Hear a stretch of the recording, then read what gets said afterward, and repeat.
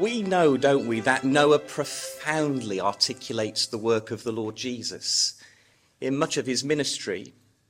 But I'd like us to revisit one of the inscriptions, the divine inscriptions that was placed upon Noah in Hebrews chapter 11, because of course he's known, isn't he, for being a man of faith. And let's just revisit the phrase in Hebrews chapter 11, verse 7.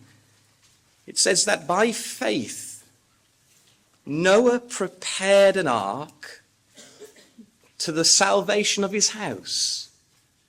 And yes, Noah speaks of Jesus, brothers and sisters, but I believe here in Hebrews 11 and verse 7 that he speaks of another. And it's that word prepared that you see there in Hebrews 11 verse 7. And that word prepared just happens to be a unique word that's used to another man who prepared a way through the salvation of water. So may I ask the question, who you think that man could be? Who else prepared a way through the salvation of water? His name was John. John the Baptist prepared a way through the salvations of waters. And how appropriate, brothers and sisters, that when we come to 1 Peter 3 verse 21, the ark becomes in the very symbol, in the very figure of baptism. John prepared the way that was to prove through Yeshua in a figure of baptism. And well, we can go on a little bit further in the reading that we've just had read, because in 1 Peter 3 and verse 20, it goes on to say that Noah prepared the ark for 8 souls to save them by water. So we've got this number 8. In fact, if you will go to 2 Peter 2 verse 5, Noah has a title. And the title of Noah is that he was the 8th. That's in the Greek. And so 8 souls were saved by water, and Noah was the 8th. In fact, just to prove the point a little bit clearer, the Bible tells us 8 times that Noah is mentioned. In the Greek, by the way, 8 times Noah is mentioned in the story of the New Testament. And yet he's the 8th who saved 8 souls. So it begs the question, brothers and sisters, it really does that, well, if Noah prepared for the 8, then, well, we must assume then in the like figure of John that John also prepared for the 8th. So do you think then that when we look at the story of John, particularly in his origins, that the story of Noah and the literal event of the flood might be lifted up from the pages? Well, let's have a little look. Let's go to Luke chapter 1 and see, well, the beginning of it all, where the man prepared the way for the man.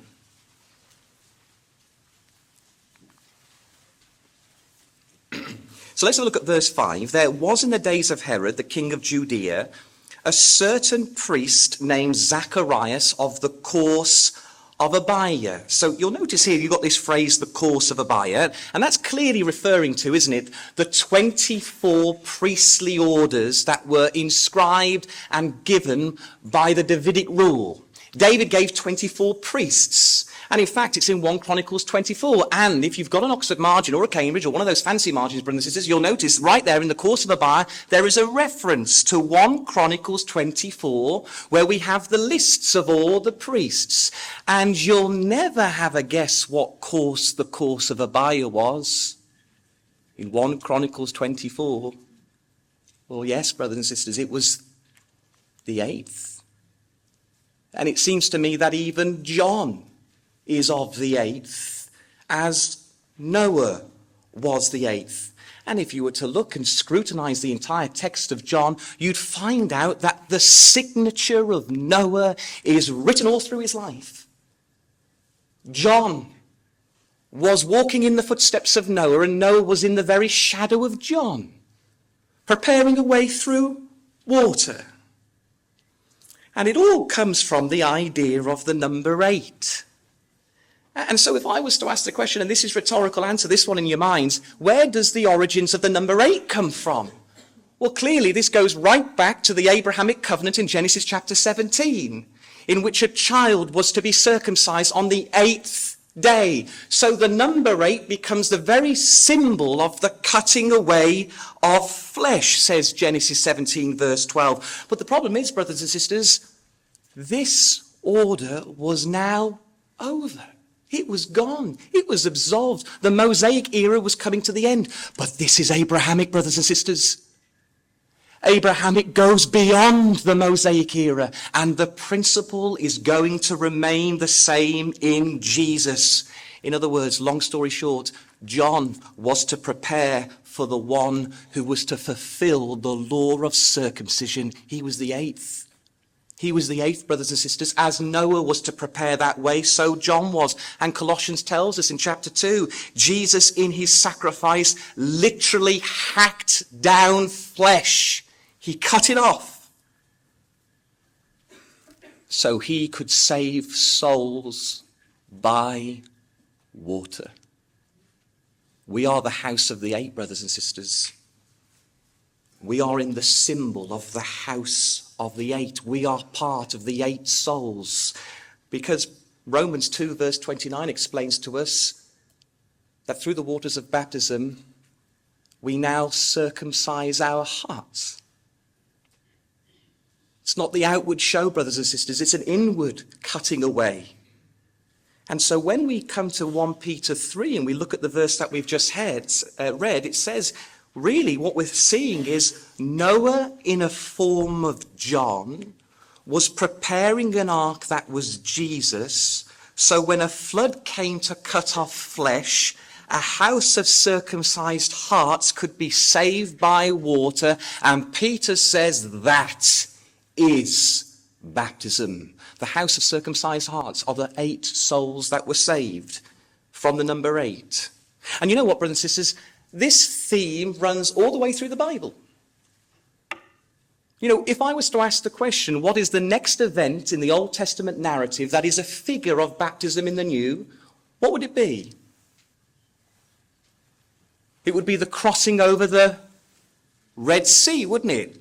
1 Corinthians 10 and verse 12 tells us explicitly that when they crossed over the waters of the Red Sea, Paul, writing to Corinth, explicitly says, oh, that was baptism. Well, let's go there, brothers and sisters. Let's go to the origins of baptism in Exodus chapter 14. That really begins in Noah.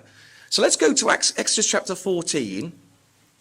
As you've noticed, my voice is going. It's rather unfortunate, isn't it? Let's get the elephant out of the room. Day 2. Right, so let's go to Exodus chapter 14. And we'll see here, this is obviously a very, very profound moment. You've got Moses standing at the water's edge, and he turns around to the house of Israel. And he's looking at thousands upon thousands of multitudes, an entire house of Israel. This was the moment for Moses. This is the moment he'd been dreaming of for 80 years. And then in verse 16, with solemn determination, he lifted his rod, he stretched forward his hand, and immediately the deep broke open and the winds ushered their voices. And that ocean rent in two. And Hebrews 11 verse 29 interjects at this moment, because Hebrews 11 verse 29 says that in an act of faith, Israel marched then in ranks of 5 into the heart of the waters. Into the midst they trod. Houses saved by water. And as they marched solemnly together, they saw the mountain in the middle, the mountain in the horizon. As they marched towards Mount Sinai, that Exodus 19 explicitly tells us was going to be the mountain of his covenant, in which we're told later in the biblical narrative that was going to be the Mount of God. This was the very mountain in which Yahweh would unveil his character. This is the one in the way he would establish his law, in where all the people would say Amen to Moses. That was the mount they were marching towards. Mount Sinai. And into that watery course of redemption they go together. Houses saved through water. And if you notice in verse 27 to verse 28, their old Gentile life in Egypt is cut off and submerged in a flood. And Paul, writing to Corinth centuries later, says that is baptism. Away from the Gentile life, walking through water into redemption, to the Mount of God. And you know what, brothers and sisters? This is the second time this is told. We've read this story before, because this has Noah's signature written all over it. Because centuries before, there was an ark that rose above the tempestuous waters, and there that ark came to a mount, and that mount was going to be the mount of Yahweh's covenant, Mount Ararat, brothers and sisters. This is the second story of Noah in Exodus chapter 14. The tempestuous waters, and a house saved through them. After all, it makes sense, doesn't it? I mean, after all, brothers and sisters, there was only one other man in all of the Bible who spent time in an ark. And who was that? Just so happens to be the very man leading the multitude through the waters. It was Noah, and it was Moses who experienced what it was like in an ark, and it just so happens to be the very same word used of Noah, where Jochebed, his mother, placed him in a basket, which was an ark, and she pitched it, and she thrust him upon the waters. Do you not think Jochebed knew the destiny of her son? That he was the one to lead the multitude through the waters as his predecessor Noah did? You know, we're told in Exodus chapter 2, verse 2, and in Hebrews 11, that his mother Jochebed placed him in that ark after 3 months from hiding him from the Egyptians. 3 lunar months. Now, we know 3 lunar months, or we know that 1 lunar month is 29 and a half days. So if you do a little bit of maths, what day do you think she placed that little babe Moses into the ark and put him on the waters? What day was it, brothers and sisters, if she held him for 3 months, which incidentally was an act of faith? She put him in the ark on the 88th day. And then she put him upon the waters in a solemn prayer that son would lead Israel through the waters of redemption. And he did. And lo and behold, Exodus 14, he's a man 80 years of age, who's mentioned incidentally 8 times in Exodus 14, who's mentioned 80 times in the New Testament, in a figure and in the very context where a Gentile life is cut off by waters. How his mother would have been proud that he became the second Noah, leading the house through the watery trial of redemption. But brothers and sisters, this isn't only the second story of a crossing of waters, is it? There was indeed another crossing of the waters. And that's, well, in Joshua chapter 3. So let us turn to Joshua chapter 3, please.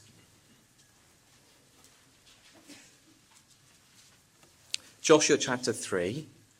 And we know now, well, Acts 7 explicitly tells us here that, well, Moses has spent 80 years preparing for this moment. He's 120, but there's 80 years of preparation, and now he's going to pass on the baton.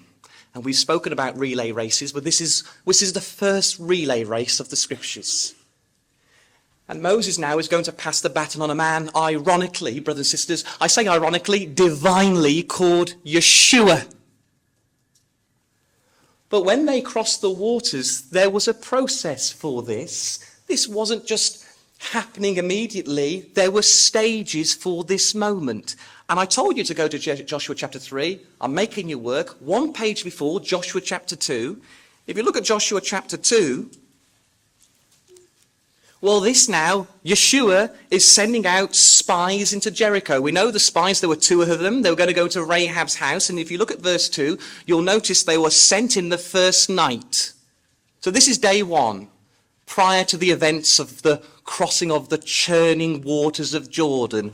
And then if you look at verse 22, those spies then spend 3 days in the mountains. That's day 4. And if you cross over now to Joshua chapter 3 and verse 3, you'll see there that for 3 extra days the officers are sent through the host. Well, that's day 7, brothers and sisters. And if you look at verse 5 of Joshua 3, the next day they cross the waters. What day was it, brothers and sisters? This is the 8th day. And Yeshua is crossing the waters on the 8th day, just as Moses was to pass off the scene at Mount Nebo. And just note in verse 15 what the waters looked like as they crossed over. This wasn't just any water, was it? It says that the waters of the river Jordan was flooded.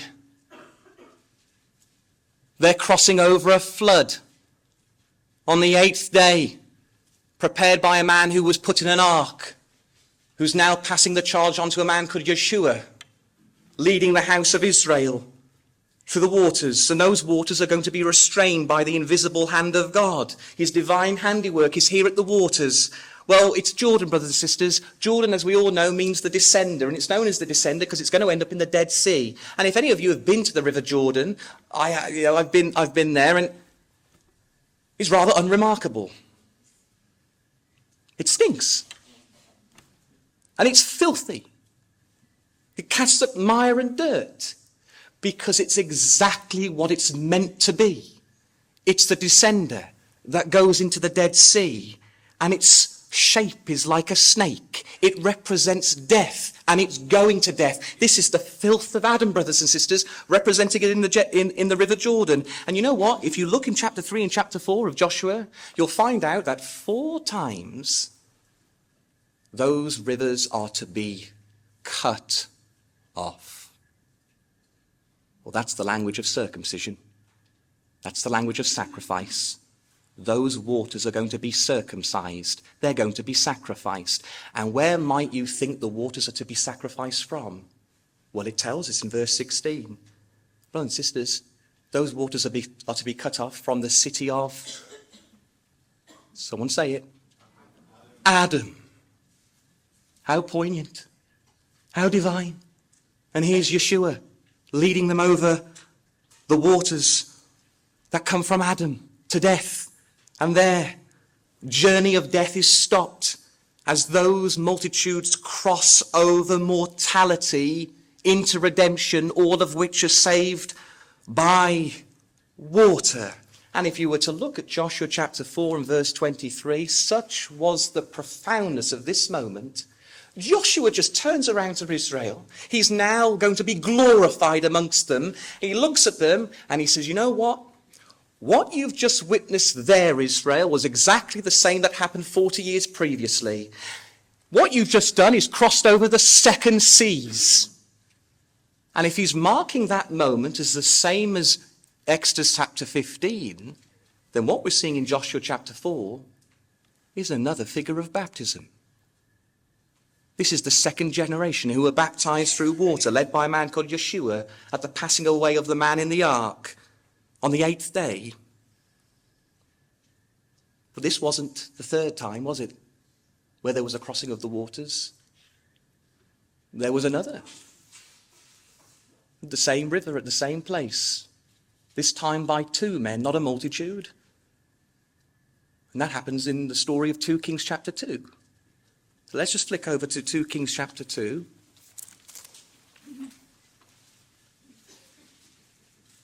And now we've got another man who's passing on a charge to another brother.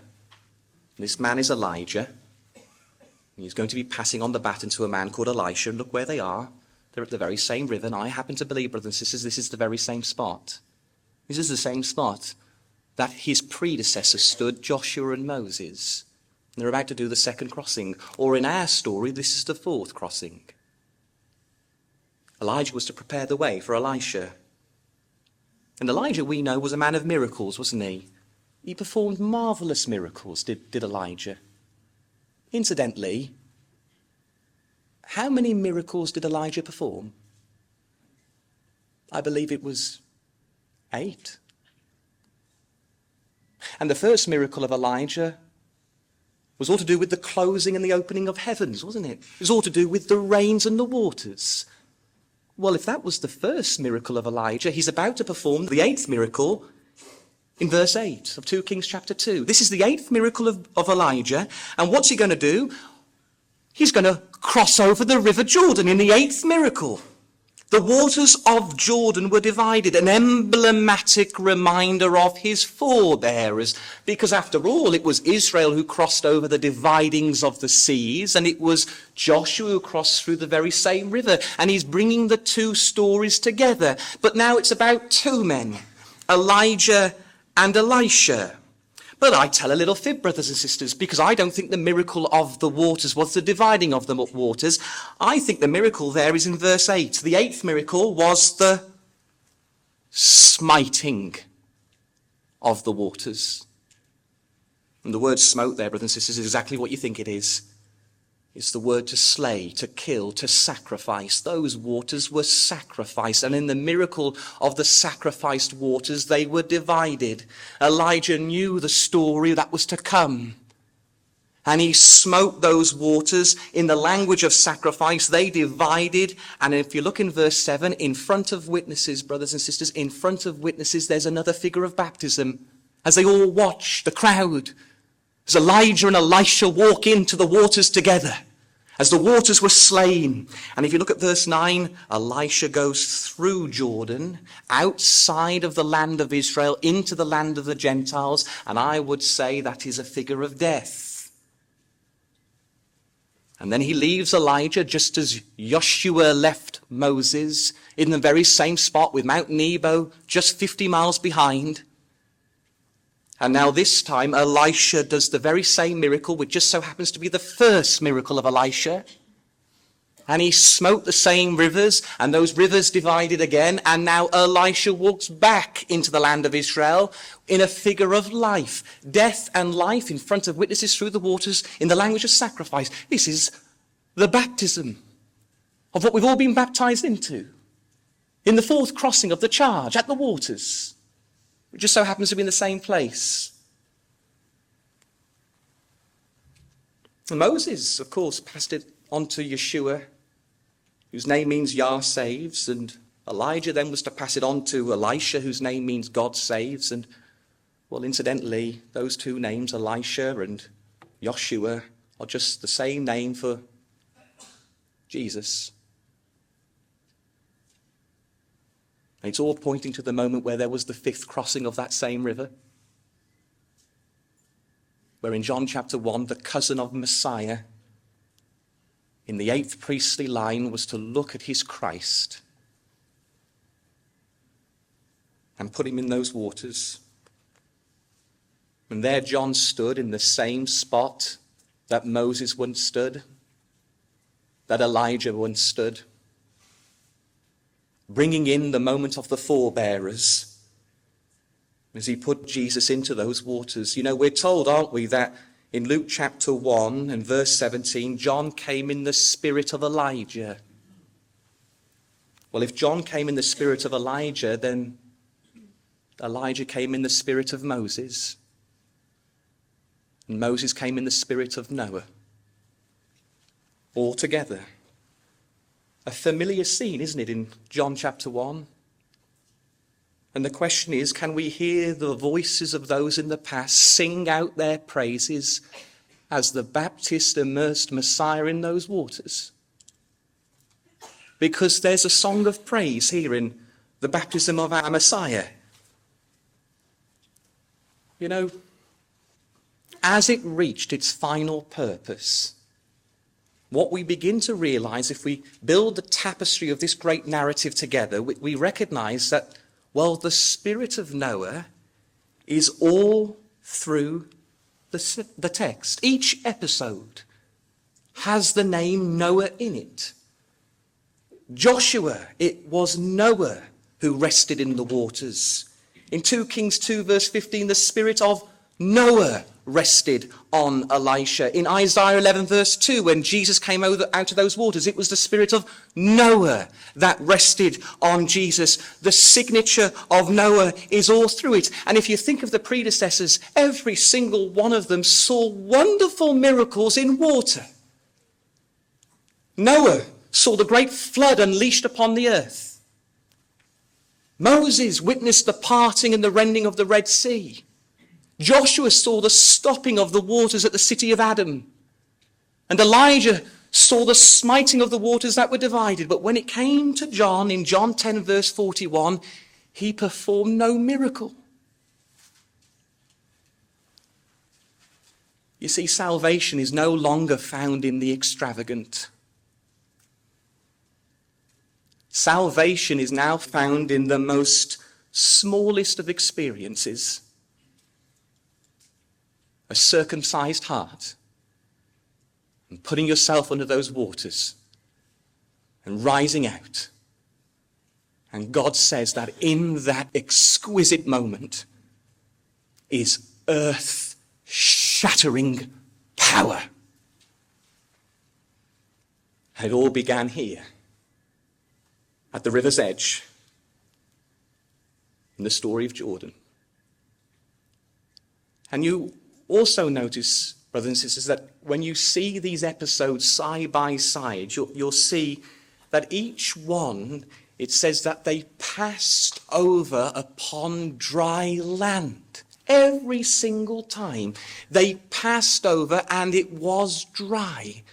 But when we come to the story of Jesus in those very same waters, that phrase is missing.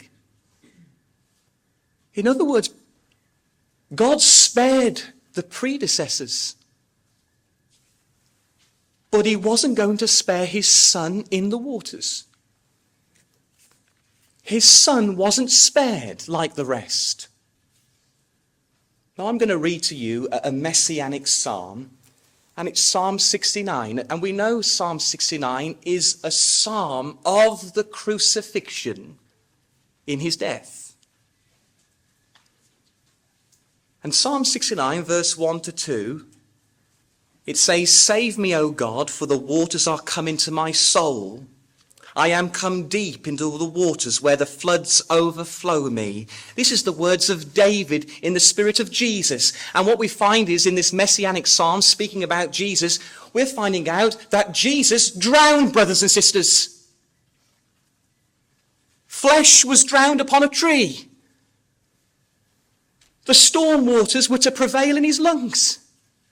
And you know, if we go back to the origins of Jesus in Genesis chapter 3, where we have that great curse, and we know how it plays out. The seed of the woman will bruise the head, and the head will bruise the heel. You look at that word bruise, there's only 3 translations for that word. And one of those translations happened to appear in Job 9, verse 17, which is messianic. Job 9, verse 17 says, "He has bruised me in a storm." He's speaking about Jesus. Jesus felt a storm prevail in his body. The waters gushed in the soul of Jesus. Even Yeshua himself spoke about his death as an immersion in waters. Luke 12, verse 50, "I have a baptism to be baptized with," Jesus says. He's speaking about his crucifixion. His death is a baptism. And we know what happens. The Roman centurion in John 19 and verse 34 pierced his side, and out came what, brothers and sisters? Blood and water. And you know the word water there in John chapter 19 verse 34, it just so happens to be the same words for baptism, and it also happens to be the same word for river and seas. The seas came out of him when they pierced him. And we know that there were many things that compounded to the death of Jesus. But one thing I'm sure of, brothers and sisters, is that one thing that contributed to the death of our Lord was asphyxiation. He drowned upon a tree. And in that moment, 1 Corinthians 15 verse 54 says that death was swallowed up in victory. And you look at the word swallowed and guess what it means? Death was drowned in victory. And you begin to realize that the entire tapestry that we've just been inspecting is the story of Jesus. It was all fulfilled in him. In the story of Noah in Genesis chapter 7, it was the flood that came upon him and destroyed flesh. In Exodus chapter 14, at the drowning of Egypt, it was him who was drowned. In Joshua chapter 3, where Adam was cut off by waters, it was him who was cut off by waters. In 1 Kings chapter 2, when the waters were smitten to walk in, it was Jesus who was smitten to come out of the waters. He was circumcised, he was sacrificed, he was slain in the waters. And the wonderful thing about it, brothers and sisters, he rose again. And what do we think baptism becomes a symbol of? When we put our young brethren and our young sisters through those waters and we say, "You died with Christ," isn't it wonderful that we put them in waters. We drown flesh. We put him to death. And we come out risen in Christ. No wonder John didn't perform any miracle. The miracle was there with him. And how poignant it's going to be that Israel, in 40 years' time, we're going to be drowned in the flood of Rome. And there is the man they crucified who drowned himself with them.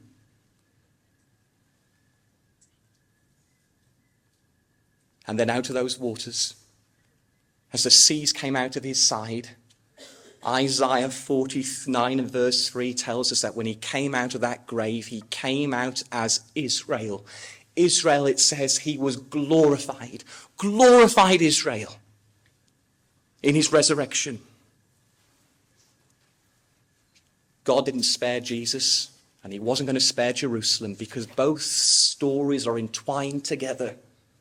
Jesus and Israel are inseparable.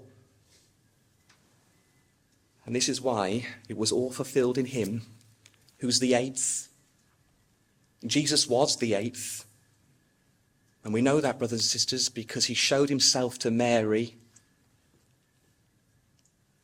on the 8th day. And so when we come to the ark, finally, who is the ark speaking about? Who is it? It's Yeshua. The ark is Christ. Let's have a little look at Genesis chapter 8, please. Genesis chapter 8 and verse 4. It tells us that the ark was to rest in the 7th month on the 17th day. So we're looking at the civil calendar here. God was actually going to change the calendar you see here in Genesis, in the Exodus narrative. When they came out of Egypt, God swaps all the dates round, just to confuse us, but to establish a religious calendar. So when you see here that, well, the ark came to rest on the 7th month, in the religious calendar, the ark came to rest in the 1st month. That's what it's saying. Now, if it came into the rest of the 1st month, there was a significant event that was to happen in the 1st month. And, well, that event was the month Passover, wasn't it?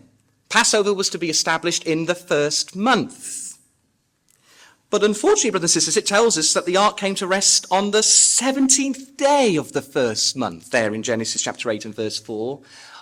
Which is 3 days after Passover, which is the 14th. But what happened 3 days after the 14th day? What happened on the 17th day of Passover? We come to realize that when the ark rested on the Mount of Ararat, it was going to be the same day that centuries later Jesus would rise out from the tomb. On the 17th day of the 1st month, which just so happens to be the 8th day of the week, which is the 1st day of the next. It's all about him, brothers and sisters. The whole story is about him. And if we're not talking about him, we're not getting the point of it. It's all pointing to him. And it tells us in Genesis 6 verse 4 that the ark was made out of gopher wood. And if you look at that word wood there in Genesis chapter 6 and verse 14, you follow the story of wood through the Bible, you're going to be there a long time. It's a common word. But eventually you'll come to Deuteronomy chapter 21 and verse 22, where we've got this law. And in this particular law, it says, a man who is worthy of death, you shall put him upon a tree. Well, that word tree in Deuteronomy 21 is the same word for wood there in Genesis 6 verse 14. And if you follow that same word through the story of the Bible, you'll eventually come to Esther chapter 5 and verse 14, where you see a man, a villain, hanging upon the gallows. And that's the same word for wood there in Genesis chapter 6 and verse 14. And so what we begin to realize, just by looking at this word, they walked into the tree, not the ark. They walked into a tree, which is speaking of the crucifixion. And notice in verse 7 of chapter 7, the ark bared up, it says. And 1 Peter 2 verse 24 says that he bared our sins upon a tree. But if you were to look at that word bared in Genesis 7 verse 17, and you follow that word through the tapestry of the scriptures, you'd eventually come to Genesis chapter 15 verse 17. And that word bared, that you see there, do you know what it can be translated as? It's the word forgive. The ark forgave. The tree forgave. In fact, it's the same word in Isaiah 53 of all places, the song of the servant, in which it says, he hath borne our sorrows. And that's the same word there, bared up. They walk into the tree, brothers and sisters, that forgave. And he was going to forgive the house of circumcised hearts. The tree took the wrath, didn't it? And if you look at verse 17, the ark was lifted up from earth. And that's the same word in Isaiah 52 verse 13, where it says he was lifted up upon a tree. It's a word that can be used in Ephesians 2 verse 6. He raised us together to high places. And incidentally, brothers and sisters, there's only one ark. There's not 5 of them. There's one ark. One way to be saved. And as Ephesians says in chapter 4 and verse 5, there is one Lord, one faith, one baptism. And in chapter 6 and verse 14, not only was it in the figure of a tree, not only did they forgive, but in verse 14 it says God told Noah to make rooms in the ark. We've got one ark with many rooms. And John 14 says that in my Father's house there are many mansions. And we're all representative today of our different ecclesias. I'm Team Shirley. But we all come from our different ecclesias and we're all part of the one ark. We're all part from those different rooms. We all come from those rooms together to meet in the ark. But not only was it made from many rooms, not only was there one ark, not only was it lifted up, not only was it in the shape of a tree, a figure of a tree, but also in verse 14 it says that thou shalt pitch it with and without pitch. You've got 2 words there. Thou shalt pitch it with and without pitch. Clearly the ark was sealed up to prevent leaks. He didn't want the waters of the nations coming into the ark. But the first word pitch you see there in Genesis 6 verse 14 is the word atonement. Where did the translator get that one wrong? It's translated atonement. And the second word for pitch is the word ransom. This is the story of our Lord. In other words, God said to Noah, the ark you shall atone it with and without a ransom. And Jesus atoned for us with the price of a ransom. And not only was it atoned for with a ransom, not only was it bared up, not only did it forgive people inside, not only was it in the figure of the tree, but also there's a little window there in verse 16. And anyone who's ever looked at the story of Noah will know that that word window is not what you think it is. It means a light of the midday, the light of the noonday. That's exactly what it means, the noonday light. And I like to believe that when they walked into the ark, there was a little window that would only let the noon light shine in. Only at noon. What happened at the crucifixion at noon? In Mark chapter 15 and verse 33. I believe at noon it went dark. But in the darkness, the light of the world shone. And when they walked into that ark, it was shrouded in darkness. But only at noon, brothers and sisters, did the light prevail, as it did with our Lord. As it says in Isaiah 58 and verse 10, then shall thy light rise in darkness, and the gloom be as the noonday. But not only was a window in the ark at noon, not only did it atone for and give us a ransom, not only was it the house that was saved by circumcised hearts and the figure of a tree that forgave, but also you'll notice that there was a door. And the door just happens to be at the side. In John 19 verse 34, it was Jesus who was pierced in the side. Salvation is to be found in the door at his side.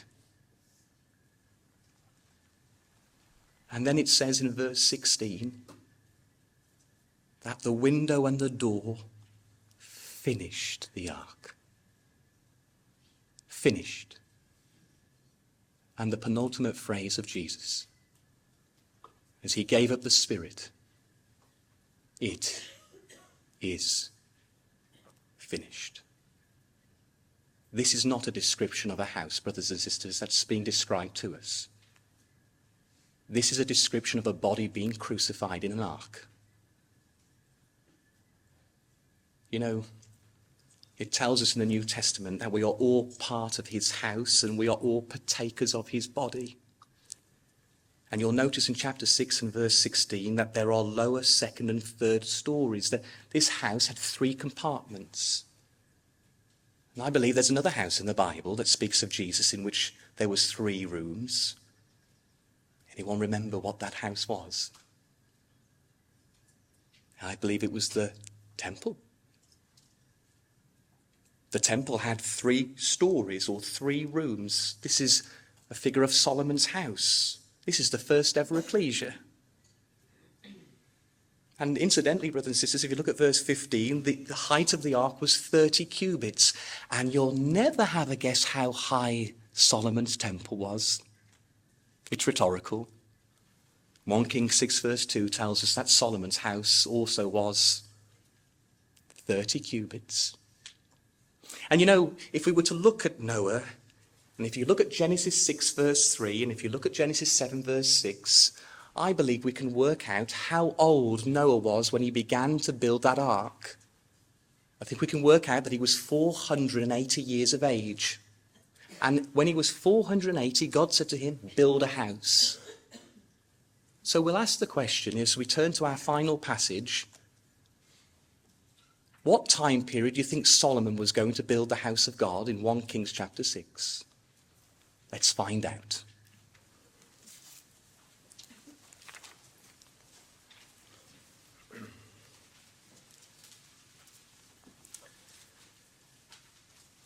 So remember, Noah, 480 years of age as he starts to build the ark. And if you look straight away, the Bible tells us, 1 Kings chapter 6 and verse 1, in the 480th year, after Israel crossed the waters. So just as Noah started to build the house of God in the 480th year, Solomon is to start building the house of Israel's 480th year. This is the birthday of Israel, and it's their 480th anniversary. And Solomon now is starting to build the ark build the house in the figure of the ark. He began to build. Out of interest, when Noah started to build the sanctuary, which was the refuge, which was the ark, had it rained before? Yes or no? Shake or nod? No, it hadn't rained before. Genesis 2 verse 6 tells us it was the mist that covered the earth. So when might we expect Solomon to start building in the 480th year after the crossing of waters? Well, it tells us in verse 1 that he started to build in the month of Ziph. And you'll never guess what the word Ziph means, brothers and sisters. It means to be bright. He started to build the house in the 480th year in the time of no rains. So when might we expect him to finish building the house? Well, we only have to go to the end of chapter 6 and look at verse 38. It tells us there that he concluded building in the month Bull. And you'll never have a guess what that word means, brothers and sisters. It's the word to rain. And incidentally, it's the same root word for flood in Genesis 7. He began in the sunshine and he ended just before the floods were to come in the month Bull. And what month was the month Bull, by the way? Oh, yeah. It's the 8th month. A house was to be prepared just in time for another flood. And here's another forerunner passing on the charge to Solomon. And have a guess, brothers and sisters, the signature of Noah is written all the way through 1 Kings 6. David had a number of brothers, didn't he? My time is up. David had a number of brothers. How many brothers did David have? 7. And he was the youngest, which makes him the 8th son of Jesse. And here's the 8th son of Jesse preparing a house for his son Solomon, who we're told in 2 Samuel 12, verse 25, has another name. Solomon's name is Jedediah. And Jedediah is the name beloved of Yahweh. Here is David the 8th preparing for the beloved in the place of waters. And centuries later, there was John the 8th, who was to prepare for the Son, in which a voice echoed out, "This is my beloved." Jedediah, Yeshua. It was all done for you and I. All of it, you and I. That we can circumcise Adam in water and rise together in the ark of our Messiah.